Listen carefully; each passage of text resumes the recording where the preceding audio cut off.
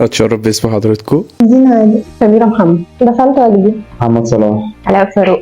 تغريد بكر محمد. محمد أيمن. خزيمة عبد المحمود. قولوا لنا ايه رايكم في الكورس؟ ما كنتش متوقعة استفاد جدا واحب المجال اكتر. والله انا كنت خايفة فعلا، لكن من بعد دخلت يعني استفدت كتير. قبل الكورس عامة كنت حاسس ان الموضوع صعب جدا، وحاسس ان المجال كبير، لكن بعد الكورس لا، الموضوع اختلف تماما بالنسبة لي. يعني الموضوع حسيت ان انا فهمت اكتر، عرفت ان انا اقدر ان انا اكون HR شاطر والناس حباني في المكان لو انا فاهم شغل صح. استفدت فعلا ان في حاجات ممكن اكون انا عارفاها غلط عن الHR، استفدت وعرفت ايه هو الصح بتاعها. استفدت بامانه حاجات كتير جدا. انا الاول ما كنتش فاهم اي حاجه، بس وانس ان انا دخلت الكورس وابتديت ان انا اتعلم وابتديت ان انا افهم، اتعلمت حاجات كتير جدا يعني. كنت خايفه جدا من الموضوع. الكورس كان مبسط جدا واستفدت كتير جدا جدا منه. قبل الكورس ما كنتش بفهم حاجات قويه قوي عن الHR، بس بعد ما اخدت الكورس رسخت لي المعلومه اكتر في الHR، ادتني معلومات زياده ما كانتش موجوده عندي اساسا.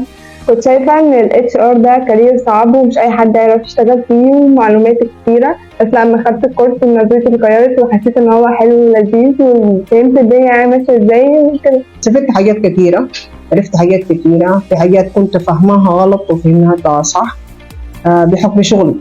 ايه رايكم في طريقه شرح المحاضر؟ هو بجد طريقة شرحه حلوة جدا، وان هي بيشرحها على هيئة ستوري بقى وحاجات كده جديدة. هو ممتاز جدا. مستر طارق انا استفدت منه كتير، وعلى المستوى الشخصي كمان هو اتغير مني كتير جدا جدا جدا. الناس اللي بتشجع قوي بيوصل المعلومه بطريقه بشعه يعني، ويفضل ورانا لغايه ما توصل بكل الطرق. لا، طريقة شرحه سهلة وسلسة ومش بيبخل بمعلومة خالص. باله طويل، بنسأله أسئلة كتير وبيجاوب عليها. حببنا في المجال يعني، وأسلوب سلس وعنده طولة بال للأسئلة، بيتقبل أي سؤال وبيجاوب عليه.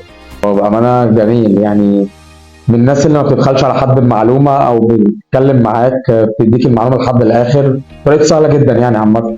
لا طبعا يعني طريقة سهلة جدا، قدر انه يوصل لكل العقول اللي قاعدة قدامه ويعرف يرد على كل الأسئلة بتاعتهم بطريقتهم اللي توصل لهم.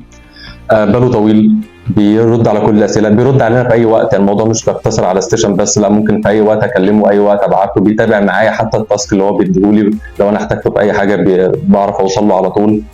الموضوع مش بيتوقف على ستيشن، لأن ممكن أعرف أعمل معاه ستيشن أونلاين لو أنا احتجته. ما بيبخلش عليا بحاجة. الموضوع يعني ما بقاش محاضر وإن هو في ستيودنت تحتيه خالص يعني. طريقة شرحه بسيطة قوي، زائد انها بسيطة كمان. احسن حاجة هو كان بيعملها معانا ان احنا بنطبق عملي، فده اللي كان بيرسخ لنا المعلومة اكتر. هو كويس بيوصل المعلومة كويس وطريقته لذيذة. هل ترشحنا لناس تانية؟ واكيد طبعا. طبعا اكيد. طبعا كتير. اكيد. أكيد. طبعا. بالتوفيق ومن نجاح لنجاح.